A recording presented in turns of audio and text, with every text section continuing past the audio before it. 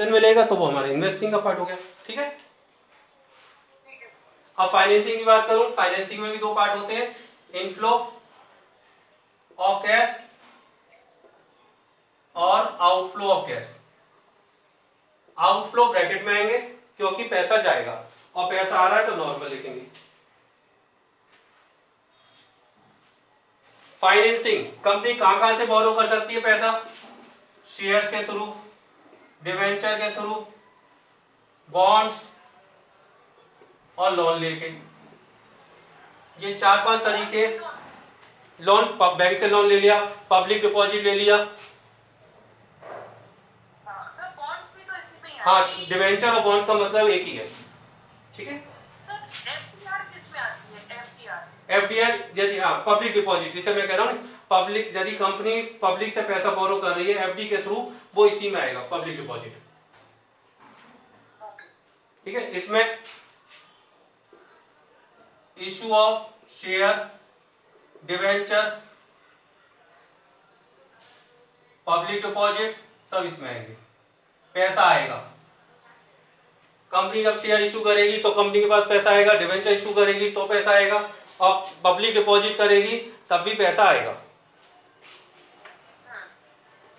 Redemption या payment of share, debenture, company redemption करेगी तो पैसा जाएगा।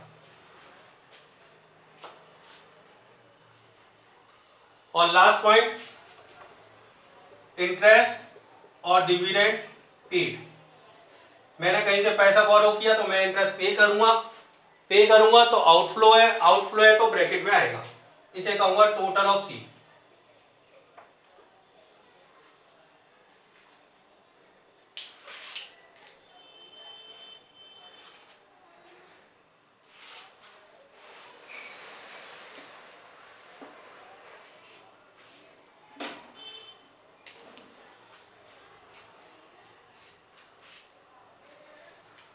सी एक्टिविटी में कोई डाउट? नहीं सर, ठीक है। मतलब इसका मेन मीनिंग यही है कि financing activities of a company depict how a firm raises capital from the investing. भाई कैश, एक में कैश बुक में क्या होता था, इनफ्लो और आउटफ्लो की डिटेल मिल रही है, उसमें कोई क्लासिफिकेशन नहीं है कि वो इन्वेस्ट रेवेन्यू एक्सपेंडिचर है या कैपिटल एक्सपेंडिचर है, बट कैश फ्लो स्टेटमेंट हमें क्लियर बता रहा है कि हमारा ऑपरेटिंग एक्टिविटी का पार्ट कितना है, इन्वेस्टिंग का पार्ट कितना है, फाइनेंसिंग का पार्ट कितना है। यहां तक क्लियर है, कोई डाउट तो नहीं है? नहीं सर, ठीक है, अब मैं बात कर रहा हूँ ऑपरेटिंग एक्टिविटी। ऑपरेटिंग आपको थोड़ा लर्न करना पड़ेगा, ठीक है, इसका कोई लर्न करने का तरीका नहीं है। Net profit as per financial statement,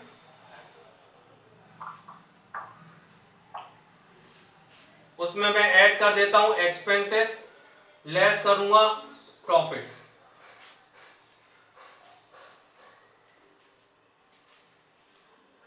मेरे पास जो बुक लिखा हुआ है, बुक है, उसमें दिया हुआ है cash flows from operating activities accrue from the transaction and events that determine the net profit और loss incurred by the organisation. बात वही है, उन्होंने बहुत सजा कर लिखा है, मैंने थोड़ा नॉर्मल तरीके से लिख दिया, जैसे net profit as per financial statement, या लिख दिया net profit before tax and interest. वो बिल्कुल फॉर्मेट है, बुक का छपा है, तो वही फॉर्मेट एक तरह का मैं ही करा रहा हूँ। यहाँ पे आप 6 लाइनें छोड़ दीजिए, प्रॉफिट में 3 लाइन छोड़ दीजिए, इसके बाद का जो टोटल आएगा उसको कहूंगा cash flow before working capital. Cash flow before working capital, या थोड़ा और अच्छी तरह लिखूं, cash flow from operating activity before working capital.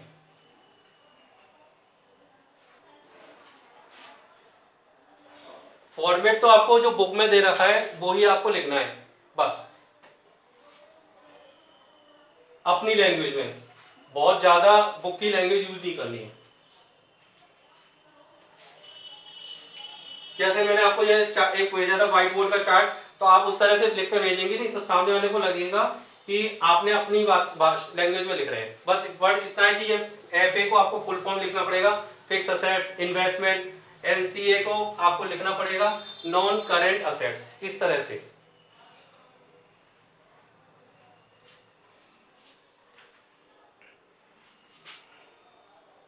Hello. हाँ जी, हाँ जी, एक सेकेंड। इसके बाद ऐड करूंगा लॉसेस और लेस करूंगा प्रॉफिट।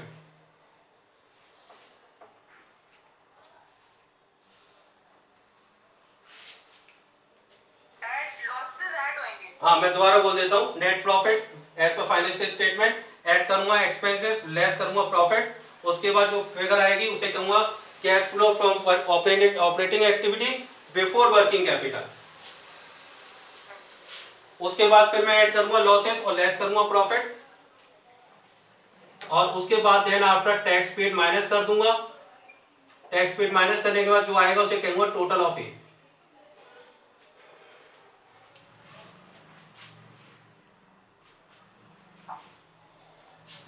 आप अभी यहाँ 6 लाइनें छोड़ देना, यहाँ 3 लाइनें, यहाँ 2 लाइन और यहाँ 2 लाइन। अभी मैं इस पे लिखूंगा।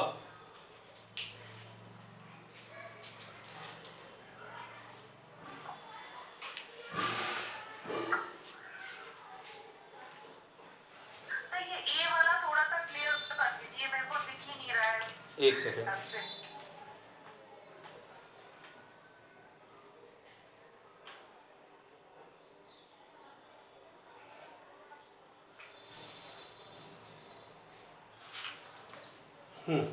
आपको कौन सी चीज नहीं दिखाई दे रही बताइए।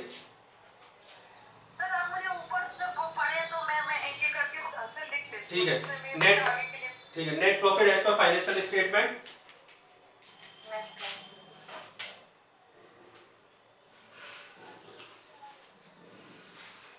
हाँ जी सर। Add expenses losses. उसके बाद 6 लाइन का गैप कर देना। हाँ जी सर। उस लेस प्रॉफिट 3 लाइन का गैप कर देना। नहीं, एक्सपेंसेस लॉसेस के बाद 3 लाइनें छोड़ती हूँ। एक्सपेंसेस और लॉसेस के बाद 6 लाइनें छोड़नी है आपको, ठीक है। क्योंकि उसमें अभी पॉइंट लिखवाना सिखाऊंगा, क्योंकि आपको अभी समझाऊंगा तो आपको बड़ा और लगेगा, क्योंकि एक लेक्चर का टॉपिक नहीं है ये। लेस करूंगा प्रॉफिट, प्रॉफिट में 3 लाइन छोड़ देंगे आप। ठीक है सर। उसके बाद जो भी प्लस माइनस करने के बाद जो वैल्यू आती है उसे कहेंगे cash flow from operating activity before working capital. Cash flow from operating activity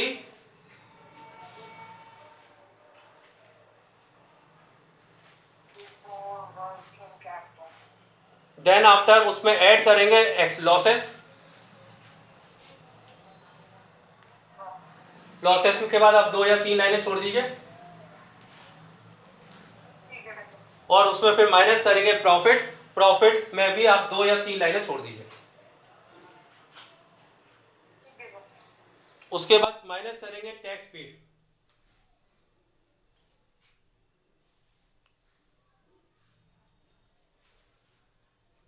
tax पे करने के बाद जो रिजल्टिंग वैल्यू आएगी उसे कहेंगे cash flow from operating activity, और मैं अपनी लैंग्वेज में बात करूं उसे कहूंगा टोटल ऑफ ए। ए का मतलब cash flow from operating activity. After working capital होगा ना सर? क्या चीज? ये सर इसमें आफ्टर वर्किंग कैपिटल लिखेंगे ना? नहीं, यहाँ ऑफ, ये यदि मैंने वर्किंग कैपिटल को प्लस माइनस कर दिया तो बस केवल इसे cash flow from operating activity कहूंगा, आफ्टर और बिफोर वर्किंग कैपिटल नहीं कहूंगा, क्योंकि कैश फ्लो में 3 ही एक्टिविटी होती है, ऑपरेटिंग, इन्वेस्टिंग और फाइनेंसिंग। ठीक है। सेकेंड वाले लॉसेस में आप लिख दीजिए decrease in current assets, red pencil में लिख रहा हूं, और इंक्रीज इन करेंट लायबिलिटीज। यदि करेंट असेट्स की वैल्यू कम होगी तो वो मेरे लिए लॉस है, और लायबिलिटीज इंक्रीज होगी तो वो भी मेरे लिए लॉस है।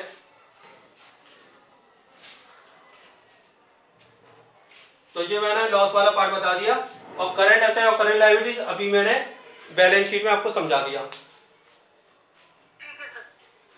देन आफ्टर प्रॉफिट की मैं बात करूं, just opposite, increase in current assets और decrease in current liabilities. Current assets यदि मेरी बढ़ रही है, असेट्स की वैल्यू इंक्रीज होगी, तो वो मेरे लिए प्रॉफिट है।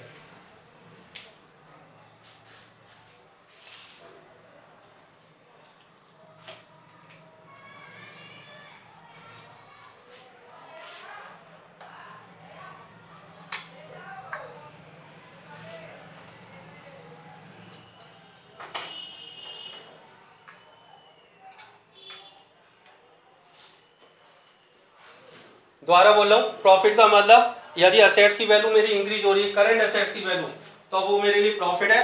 प्रॉफिट है तो माइनस होगा, और लायबिलिटीज यदि घट रही है तो वो मेरे लिए प्रॉफिट है, तो वो भी मेरे लिए माइनस होगा।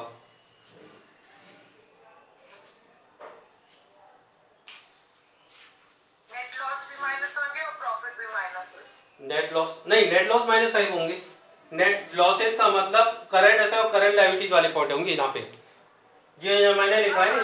हाँ, बिफोर वर्किंग कैपिटल के बाद जो पार्ट आएंगे उसमें वर्किंग कैपिटल का मतलब होता है करंट एसेट और करंट लायबिलिटीज।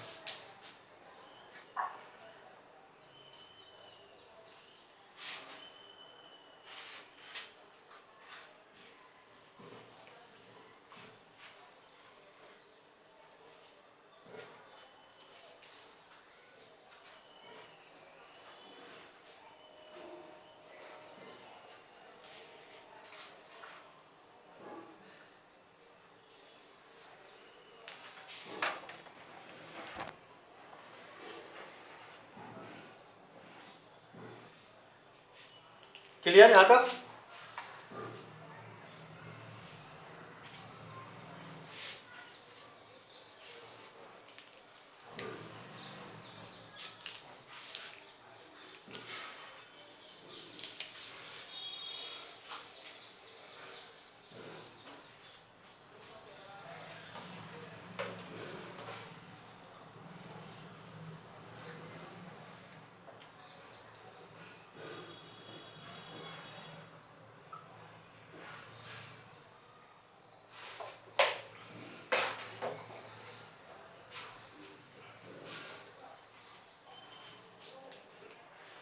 आगे देखिए, लॉसेस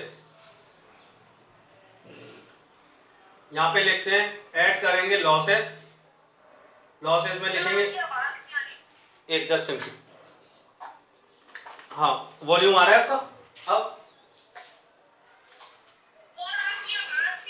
जस्ट एक minute.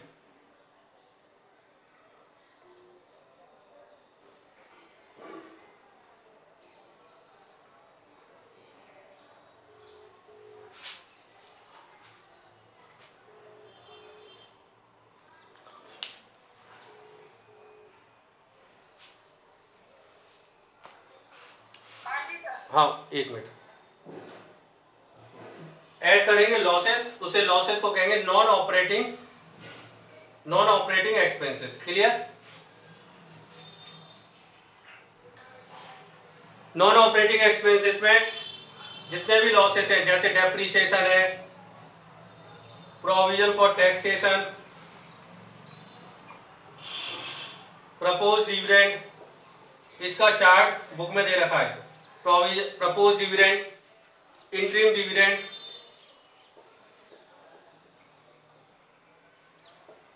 Loss on sale of fix assets,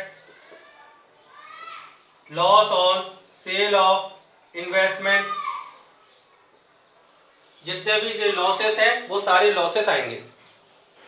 interest paid, interest on debenture, depreciation,